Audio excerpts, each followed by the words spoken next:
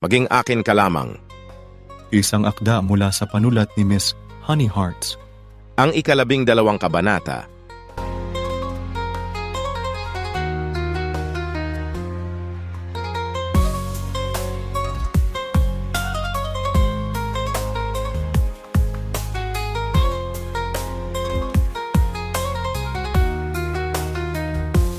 Nagising ako kinaumagahan at pagkadilat ko pa lang ng mga mata ko'y ramdam ko kaagad na may nakapulupot na malalaking braso sa akin at niyayakap ako mula sa likuran. Kahit na hindi ko patingnan, sa amoy at katawan pa lang niya'y alam ko na kaagad kung sino ito. Good morning, Natasha.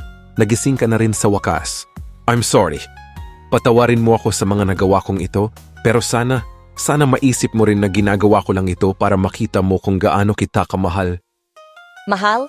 I almost laughed out loud at the back of my head. Nagpapatawa ba siya? Is this how he defined love? Kailangan ba'y pilit? Kailan pa naging pagmamahal ang tawag sa pinipilit ang sarili sa taong ayaw naman sa'yo mula't mula pa nung umpisa? Kailan pa itinuring na pagmamahal ang tawag sa pagdukot at pagkulong sa isang tao dahil lang sa pansariling interes mo? Kung yun pala ang definisyon ng pagmamahal, then ayoko na lang na magmahal pa kahit kailan. Napaka-selfish ng ganong klase ng pagmamahal. I was not moving or saying a thing. I just kept being cold. Sana naman ay maramdaman niya yon at matauhan na rin siya sa kahibangang ginagawa niya. I did not even react when he planted sweet and soft kisses on my cheeks. I just didn't want to care anymore. I promise, one day babawi ako sa'yo. He even whispered, "Babawi? Para saan? Hindi pa ba sapat na kinulong niya ako na parang preso ng sapilitan sa bulok na lugar na ito?" One day I'll be able to finally get your heart. I won't stop until it happens. He continued and promised me. I smirked deep inside. Get my heart? Sa ginawa niyang ito ngayon, sa tingin ba niya'y makukuha ko pa siyang mahalin at pagkatiwalaan? Nahihibang na nga talaga ang lalaking ito.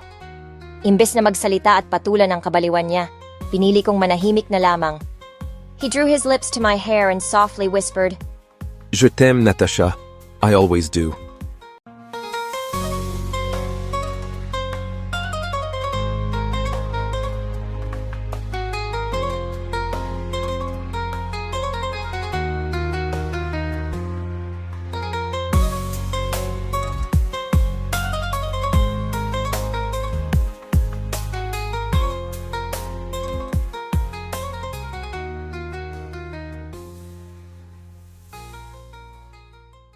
Several hours passed at sinadya kong lahat ng mga pagkaing hinahatid ni Chance mula agahan hanggang tanghalian at hapunan, kinakain ko.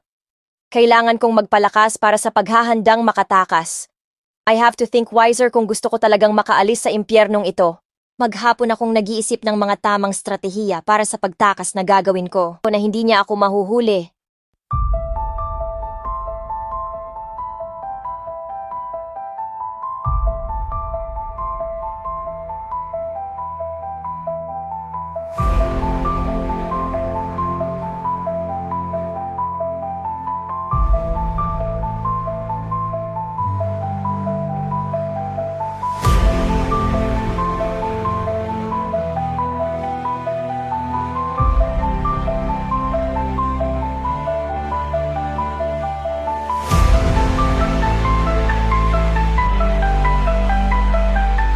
Natasha? Nataranta ako nang marinig na kumakatok siya sa labas para pumasok dito sa loob, marahil upang dalhin ang hapunan ko. Madaling kinalma ko ang sarili at naupo sa gilid ng kama. Bumukas ang pintuan at pumasok si Chance na dala ang tray ng pagkain ko. He smiled at me. Gutom ka na ba? Maghapunan ka na. Nginitian ko din siya. Kailangan kong magpanggap na normal ang lahat para makuha ko ang tiwala niya. Yes, yon ang naiisip kong paraan ngayon. Kailangan kong kuhanin ang tiwala niya. Marahang tumango ako. Medyo. Nilapag muna niya sa table ang tray at muling bumalik sa pinto para ikandado iyon. Nakita kong ibinalik niya sa bulsa ng suot na pantalon ang susi. Bumalik siya sa mesa para ipaghila ako ng upuan. Kumain ka na. Tumango ako at naupo roon. Sige. Umupo siya sa katapat kong upuan at pinagmasdan ako sa paggalaw ng mga kubyertos. Sumubo ako ng isang kutsara ng kanin at ulam at nagangat ng tingin sa kanya. Magiliw siya sa panunood sa akin. Why don't you eat with me? Saluhan mo ako, Chance. Pagyayaya ko, marahan siyang umiling. Hindi naman ako gutom. Gusto lang kitang panoorin habang kumakain. Pero gusto kong saluhan mo ako. Ngiti ko, tapos nagambang susubuan siya. Wilted dreams and highway signs, chasing shadows undefined. Roots in soil, dry as bone, wandering thoughts all alone. Sunflower fields calling on the breeze, fractured hopes, mountains of unease, eyes on horizon. Napangiti siya't napailing, tapos tinanggap din naman ang pagkaing sinusubo ko sa kanya. Like it? I asked him playfully. He nodded. Sinubuan ko ulit siya. Ganyan nga, Natasha. Papaniwalain mong natutuwa ka at kunin mo ang loob niya. Natapos kaming kumain. Niligpit niya ang mga kubyertos habang nakaupo ako sa kama at pinanunood siya. Naalerto ako nang makitang lalabas na siya kaya tumayo ako. Teka, Chance. Alis ka na? Tumango siya. Oo, huhugasan ko muna tong kinainan natin. Ikaw naman, matulog ka na. He kissed my forehead. Hindi pa naman ako inaantok, Chance. Gusto ko muna sanang makipagkwentuhan sa'yo, pwede? Hayaan mo na lang yung mga pinagkainan natin at magstay ka na lang dito kasama ko, please? Natatakot kasi akong iwanan mo na naman akong mag-isa dito eh. Walang pag-aalinlangan siyang ngumiti at tumango. Oo naman, sige. Iniwan niya ang nakaayos na tray sa table at tumabi ng upo sa akin sa gilid ng kama. Chance? Hinawakan ko ang kamay niya. Salamat ha? Tinitigan niya ako. Para saan? Sa pagsama sa akin dito. Marahang tumawa ako. Mabobore kasi ako dito kapag iniwan mo na naman akong mag-isa. Yun lang naman pala. Idinantay niya ang palad sa kamay kong nakahawak sa isang kamay niya. Walang anuman, Natasha. Nag-usap kami. May mga tinanong ako sa kanya na sinagot naman niya ng buong giliw. Tapos ay nagtatawanan kami the whole night na hindi namin namalayang lumalalim na ang gabi. Of course, I was just going with the flow. At wala talaga sa loob ko ang makipagkwentuhan at tawanan sa kanya. I just have to put a show so that makuha ko ang tiwala niya. At kapag nagawa ko na yon, doon ko na isasagawa ang plano kong pagtakas. Lumalalim na ang gabi at naaliw yata tayo sa pagkukwentuhan, Natasha. Maiwan na muna kita at nang makatulog ka na. Tumayo siya't akmang aalis na pero nahawakan ko ang isang kamay niya upang pigilan siya. Wait, Chance? He looked at me. I bit my lower lip like a kitten who needed her master to protect her. Pwede favor? Can you stay here with me tonight? I mean, kung okay lang sa'yo. Sa totoo lang kasi ay natatakot akong matulog ng mag-isa at walang kasama lalo na't bago lang ako sa lugar na ito. Please? Will you stay and sleep here with me tonight? Bagamay na bigla, ngunit ngumiti siya at tumango. Sure, sige ba? See? Ang dali lang din naman pala talaga niyang utuin.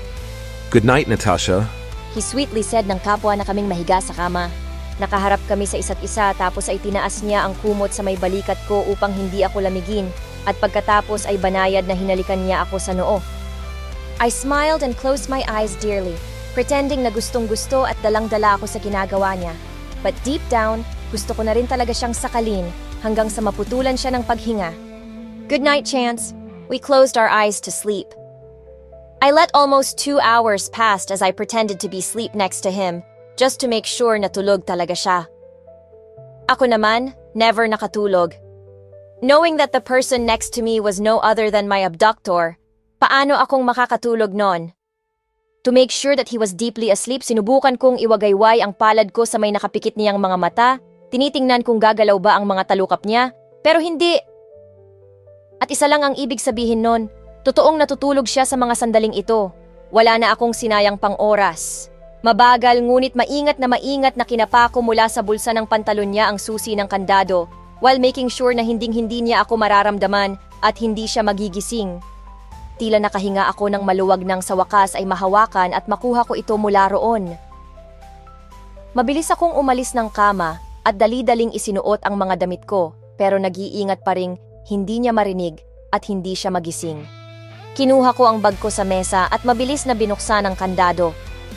Namamawis pa ako sa kaba dahil maraming susi ang nakalagay sa key holder. Hindi ko alam kung saan eksakto ang susi para sa kandadong ito.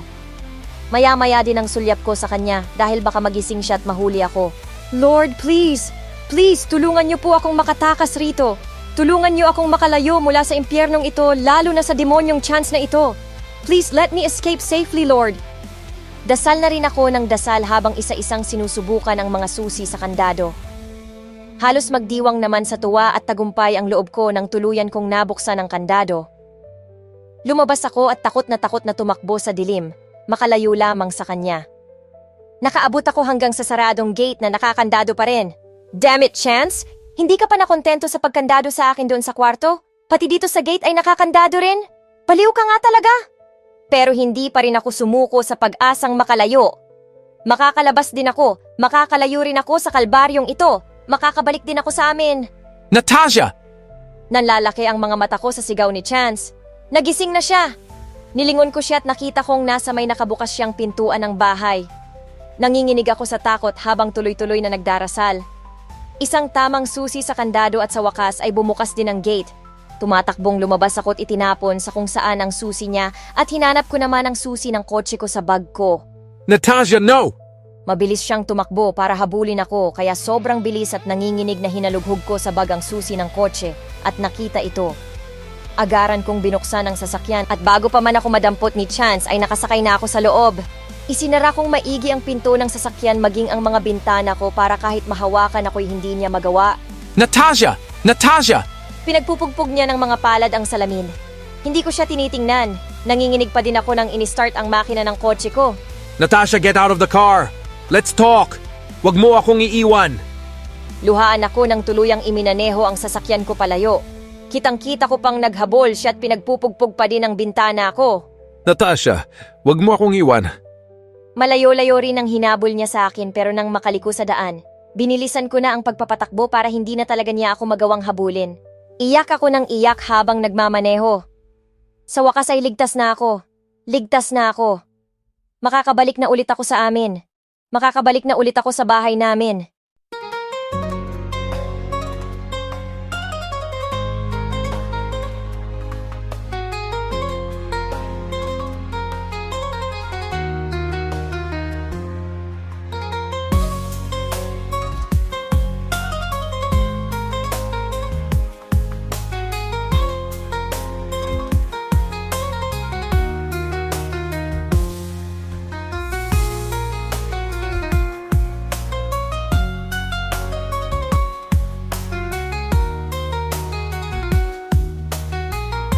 Itutuloy. Abangan ang susunod na kabanata.